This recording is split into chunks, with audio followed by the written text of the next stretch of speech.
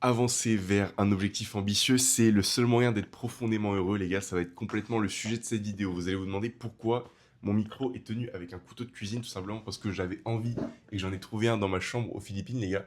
Guettez toujours cette vue incroyable. Je pense que je vais la montrer à chaque vidéo. Donc ouais, je suis pas chez moi, mais j'ai quand même recréé un petit peu mon atmosphère avec mon vision board, etc. J'essaie de me sentir à la maison comme je peux, les gars. Donc bref, pas de pression pour cette vidéo, même si je suis sur le point de parler et de faire un peu un essai pour résoudre le plus grand problème de l'histoire de l'humanité, frérot. Comment être heureux? Vraiment sans pression. J'y vais vraiment sans aucune pression. C'est ma vision des choses actuelles. Ça se trouve, dans un an, je reviendrai un peu dessus. Mais je pense que ça changera pas grand-chose. Donc voilà les gars, c'est parti, bienvenue dans ce nouvel épisode de 8 sans filtre, la série où je parle pendant 8 minutes sans montage, sans couper mes blancs, sans couper mes bégaiements. Et donc voilà, dans le but d'améliorer mon éloquence et de faire passer des messages qui sont quand même cool. Donc voilà, c'est parti les gars, la réponse est sous nos yeux depuis le début.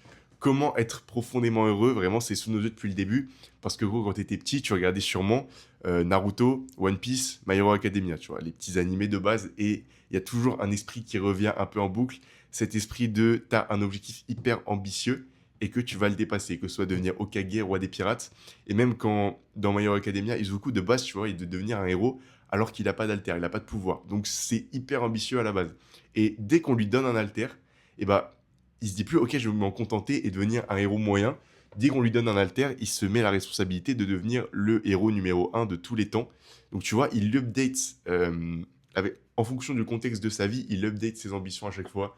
Du coup, c'est hyper intéressant dans ce point de vue-là.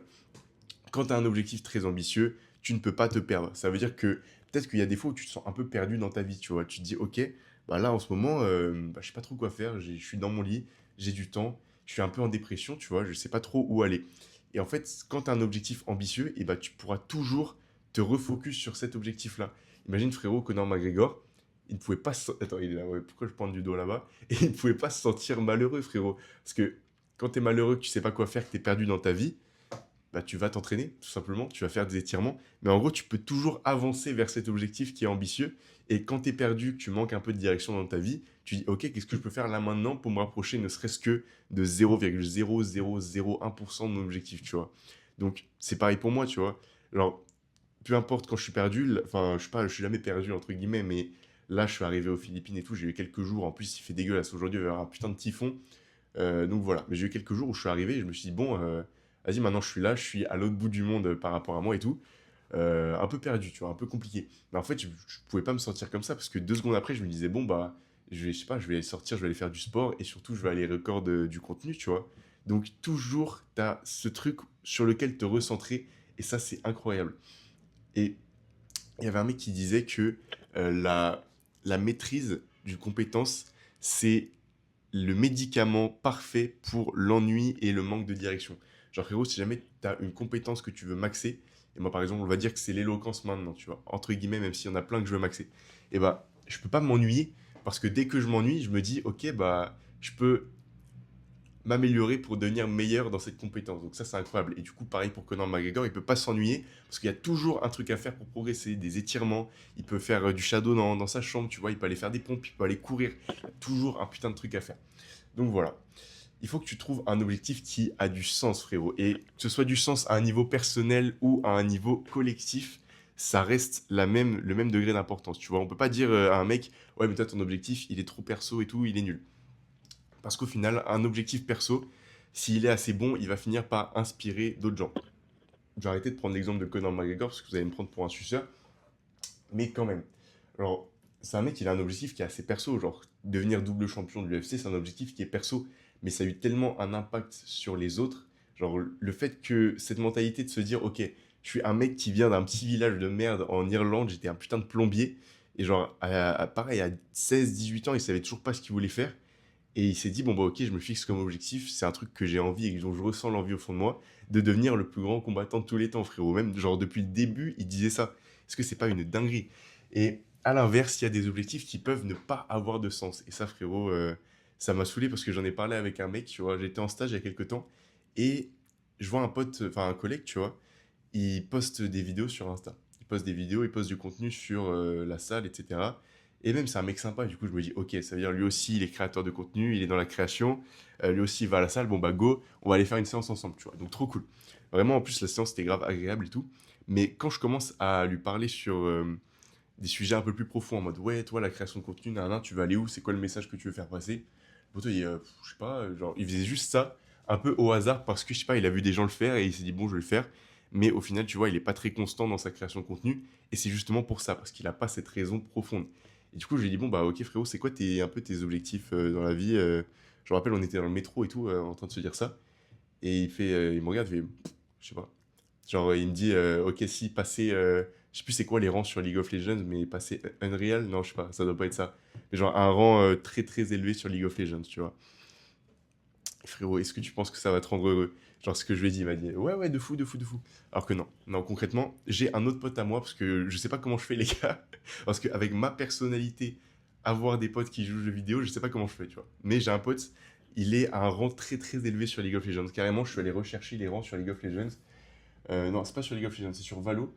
Je crois qu'il est soit ascendant, soit immortal. Donc les gars, pour ceux qui connaissent, moi j'y connais rien, mais pour ceux qui connaissent, c'est vraiment pas mal.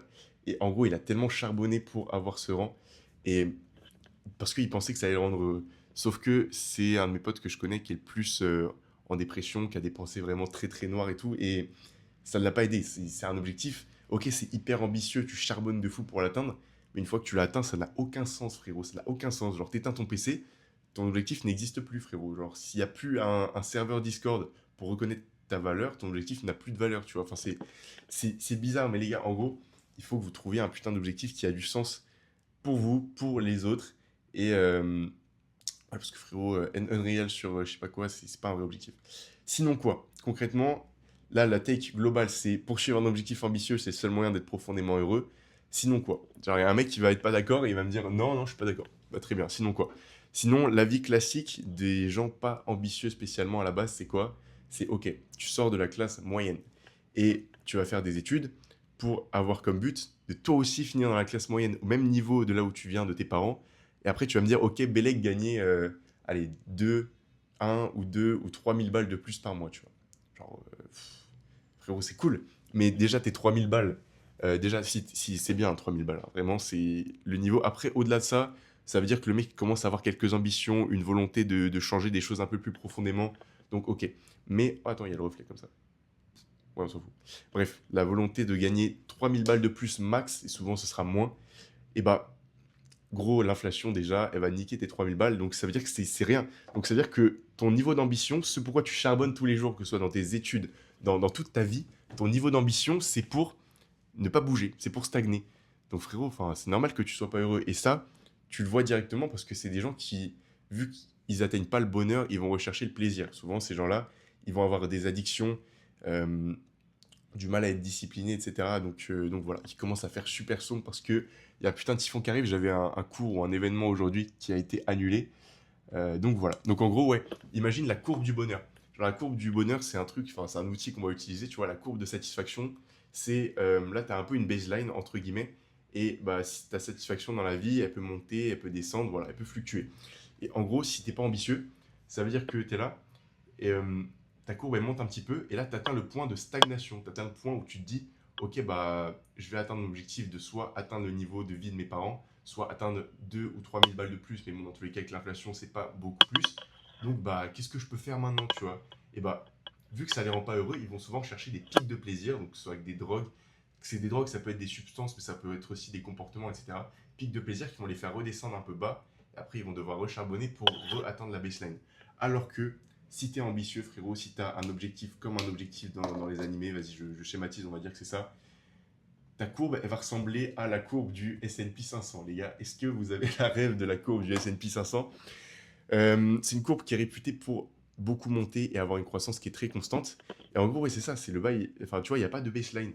C'est-à-dire que la croissance, elle monte. Des fois, il y a des petits crashs, donc il y a des pics, mais toujours, ça finit par remonter. Et si tu dézoomes en permanence la courbe, tout le temps, elle monte lentement, mais sûrement. Bon, petit contretemps, la famille, j'avais plus de stockage, donc on reprend directement. On parlait de la courbe du S&P 500. Et donc, pour atteindre ton objectif, ta courbe, elle va ressembler à peu près à ça. Et du coup, tu vas me dire, ok, mais une fois que je l'ai atteint. Donc déjà, apparemment, quand tu atteins un gros objectif, bah, t'es plus heureux après. Ça, je vous en parlerai plus tard quand j'aurai atteint un gros objectif. Mais concrètement, même si c'est le cas, et bah, au final, il faut juste changer d'objectif, tu vois. Imagine, t'es genre un empereur qui conquit des territoires. Genre, imagine, t'es Napoléon Prime. Napoléon Prime. Les gars, c'était quelle année Napoléon Prime pour vous? Est-ce que c'était Napoléon Real Madrid, Napoléon Prime, tu vois? Non, bref, en gros, bah, quand il a conquis un territoire, bah, il va se dire, ok, bah, je vais pas, genre, j'ai atteint mon objectif, mais maintenant, je vais en conquérir un autre, tu vois. Et en gros, il faut que tu ailles de gros objectifs en gros objectifs. Genre, concrètement, une fois que tu en atteins un, bah, tu passes à un autre. Ou alors, une fois que tu en atteins un, tu t'en fixes un plus élevé, que ce soit dans le même domaine, ou voilà. Mais voilà, concrètement, une fois que tu as la mentalité S&P 500 plus Napoléon Prime, les gars, vous allez être complètement heureux, vous avez tout compris au bonheur. Maintenant, les gars, on va voir comment reconnaître un simulateur de bonheur. Un mec où, quand tu lui expliques ça, ou quand toi tu lui parles de tes objectifs un peu ambitieux, il va te dire non, mais en fait, moi je suis très heureux, j'ai pas besoin de ça, tu vois. Je vois grave, genre un peu des quarantenaires, cinquantenaires te dire ça en mode, tu sais, le mec il va se dire, mais c'est qui ce petit con et tout, moi j'ai tout compris à la vie, moi tu vas rien m'apprendre sur la vie, moi je suis très heureux comme ça. Comment reconnaître un simulateur de bonheur comme ça? Tout simplement si le mec il a la moindre addiction, s'il est en mauvaise santé, s'il a un peu le moindre vice, et même son manque de maîtrise émotionnelle, ça peut être aussi un indice sur s'il est profondément heureux ou pas. Donc on va passer à des exemples concrets. Si le mec te dit non, moi je fais pas ça, mais je suis très heureux, mais que par exemple, à chaque repas du soir, il s'envoie 3 4 verres de vin, parce que sinon, soit il n'arrive pas à dormir, soit il est de mauvaise humeur, soit, enfin, il peut juste pas faire ça. Frérot, tu t'es juste pas heureux. Si pareil, tous les jours, tu t'envoies 2 paquets de clopes, si, je sais pas, genre si jamais t'as besoin de regarder des films, je sais pas quel mot j'ai le droit de dire, les gars, mais vous avez capté, genre le site Orange et Noir, t'as capté.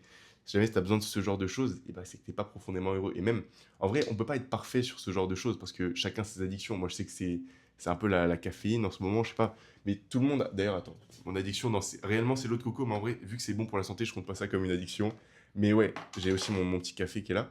Mais concrètement, ouais, c'est pas grave. Mais quand ta vie est jonché de mauvaises habitudes, vraiment parsemé de moments où tu te dis, ok, bah le mec n'atteint pas le bonheur, donc il cherche le plaisir. Tu vois, c'est souvent comme ça qu'on connaît les gens malheureux. Incroyable, incroyable, l'eau de coco, incroyable. Bref, donc voilà, c'est comme ça qu'on reconnaît un simulateur de bonheur. Et maintenant, comme truc final pour terminer, on va dire, la vidéo, le monde avance grâce à des gens ambitieux. Donc pourquoi toi, t'en deviendrais pas un? Genre, tous les trucs que tu trouves cool, genre réfléchis à un truc, à un objet, à un truc que tu trouves cool, ça a été fait par quelqu'un d'ambitieux. Regarde, là, tu regardes tout ça, les tours dans lesquels je suis, ça a été fait par quelqu'un d'ambitieux. Et ça apporte tellement de valeur, gros, c'est incroyable. Genre, il y a tellement de gens qui sont capables de vivre ici dans ce pays, dans des bonnes conditions, grâce au mec qui a construit des tours, parce qu'il a créé cette opportunité-là. Hop, plus de batterie, nickel. Pareil, genre ton téléphone, genre ton iPhone, c'est incroyable un iPhone, genre c'est un condensé de valeurs et tout. Même moi avant j'ai longtemps eu un Android, tu vois. On va pas d'avoir ce débat de con, mais voilà. Et donc moi je trouve que c'est incroyable. Et ça a été grâce à un mec hyper ambitieux d'ailleurs, j'ai sa petite biographie. Et là j'ai emmené tellement de livres à lire parce que je savais pas si j'allais trouver des livres français. Donc voilà, je vous fais un petit tour des livres que j'ai amenés ou pas. J'ai celui-là, il est vraiment trop trop cool, je suis en train de le lire en ce moment. Euh, Les Vertus de l'échec, je l'ai déjà lu, mais ça fait pas de mal de le relire parce que c'est un livre que j'ai vraiment kiffé, du coup la biographie. Et le tome 2 de Transurfing, les gars, parce que j'ai kiffé le tome 1. Donc voilà, une fois que j'aurai lu ça, je pourrai essayer de me creuser la tête pour trouver des livres en anglais ou des livres, je sais pas, ici, ce que je peux trouver. Parce que les gars, je comprends pas encore le tagalog qui est la langue locale, donc je lirai pas de livres en tagalog. Euh, donc voilà, pourquoi pas toi, frérot? Pourquoi toi, tu créerais pas ce truc que tout le monde va trouver cool, qui apporte de la valeur à tellement de gens? Et au final, c'est ça la leçon finale. Parce que quand on pense ambition, directement, on pense à argent. Mais en fait, peu importe ce dans quoi tu es ambitieux, si tu atteins un gros niveau, tu finis par attirer de l'argent, tu vois. Genre, Conor McGregor, le mec force avec Conor McGregor, mais bref. Genre, si tu es ambitieux de fou, bah, tu vas finir par gagner de l'argent. Genre, moi, mon... Vas-y, je parle de mes objectifs parce que c'est la fin de la vidéo, parce que j'en ai pas parlé. Mais moi, mon objectif ambitieux, c'est d'aider un maximum de gens, de répandre l'idéologie de l'ambition. Mais pas à un petit niveau, genre de devenir un mec qui a genre 2000 abonnés sur Insta et qui parle d'ambition. Genre, même au-delà des abonnés sur les réseaux, c'est de créer un putain de mouvement, de voir, genre qu'on voit un changement dans la société, qu'on voit un impact dans la société, qu'on voit un avant-après dans la société, avant-après que je sois là, genre que je sois passé avec un message que j'ai répandu, qui est d'être putain d'ambitieux dans sa vie et de pas, genre, parce que t'as qu'une vie, genre, ok, tu peux pas prouver si t'as plusieurs vies ou pas. Maintenant, tu as juste à te dire que tu en as qu'une et d'en faire le maximum que tu peux, d'en tirer le max que tu peux. Et c'est comme ça, frérot, que tu deviens ambitieux. Et j'ai envie qu'une fois que j'aurai répandu ce message, que j'aurai beaucoup mieux répandu que ce que je fais maintenant, parce que j'aurai progressé dans tous mes skills, que ce soit marketing, éloquence, tout ça, une fois que j'aurai mieux répandu, il y aura un putain d'avant-après de la société. Donc voilà. Et où est-ce que j'en étais? Ouais, si, si. En gros, bah, je finirai par attirer de l'argent forcément, parce que vu que je suis ambitieux, que je crée des trucs cool et que j'ai un impact très fortement positif sur la vie des gens, j'aurai forcément de l'argent à un moment. Donc voilà, petite leçon finale. Maintenant, petite life update, comme d'habitude. Bah, mes cours vont bientôt commencer, mais aujourd'hui, pas de cours parce qu'il y a une putain de tempête, je vais voir ce que ça donne. En vrai, j'ai pas grand chose d'autre à dire. La chambre d'hôtel est cool. Euh, la salle de l'hôtel est cool. Voilà, j'ai mon coloc qui arrive bientôt.